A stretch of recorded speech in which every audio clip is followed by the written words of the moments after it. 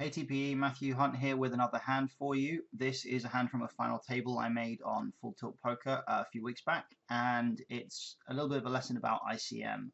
You can see we're six-handed here, and I have pocket tens in the small blind, but this is a spot where we're going to be forced into a really difficult decision because of a reg who's very aware of ICM. And what happens here is it folds around to Rock and Roller 1982 here, who has about 14 big blinds and he opens.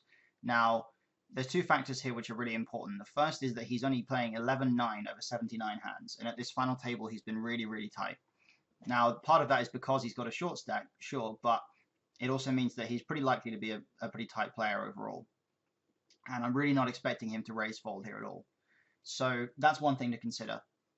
The second thing to consider is the fact that there's still another guy at the table with 7 big blinds. So that's even more of an inclination to think that Rock and Roller here is not going to be raise folding pretty much ever here. He's going to have a very strong range.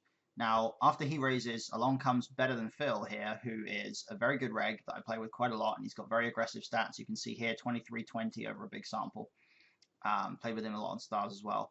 So he just shoves for his whole stack and what is effectively 30 big blinds, because this guy in the big blind has 30 plus big blinds.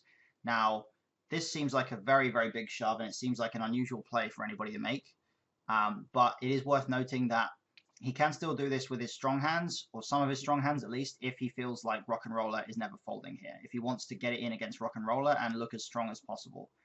Or, in fact, actually, I suppose, theoretically, betting, like 3-betting to 40k or something might look a bit stronger. But in essence here, if he's trying to get it in against Rock and Roller, then shoving is not bad with whatever he has, because he's pretty likely to get both players behind a fold. He knows that myself and Wickerman can't call with a wide range of hands, and he knows that Rock and Roller is probably going to call him in this instance if he does have a strong hand. So I guess he doesn't want to necessarily look too strong to make Rock and Roller fold. But the difficulty here in our spot is that we have pocket tens in an instance where if we call it off here, we're going to be up against a range from Better Than Phil, which probably includes a bunch of ace-king and ace-queen type hands that we're going to flip with. It probably includes some ace-jack as well, maybe some king-queen, stuff like that. Maybe it does include some lower pairs, but the problem is that we really, really cannot call it off here light.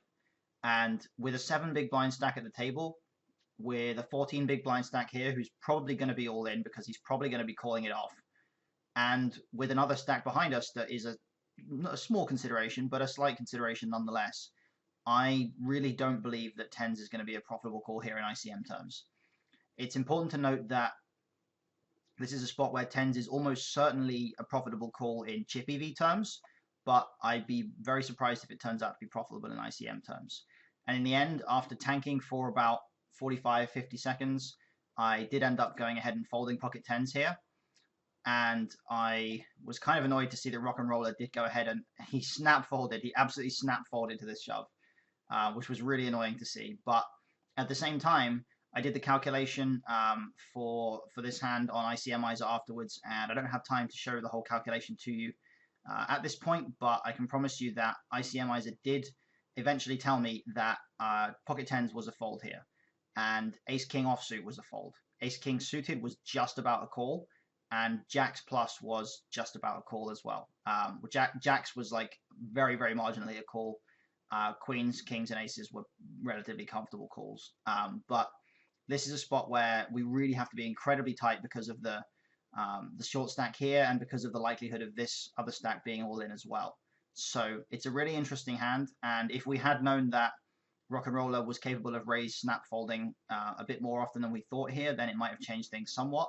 But I am still very comfortable with the fold of pocket tens, and I am still comfortable that it is a spot where, even though it was an incredibly plus chip EV play, and most people are probably snapping this off, I was kind of patting myself on the back afterwards for making a very solid ICM fold, which I think maybe a lot of people would underestimate how unprofitable it is to actually call off with tens here when there is a short stack at the table. So, very interesting hand, interesting shove from Better Than Phil. We didn't get to see what he had, but I'd be very interested to know. My guess would be something maybe something along the lines of like pocket sevens is his most likely sort of hand, but we'll never know. So hope that was useful, guys.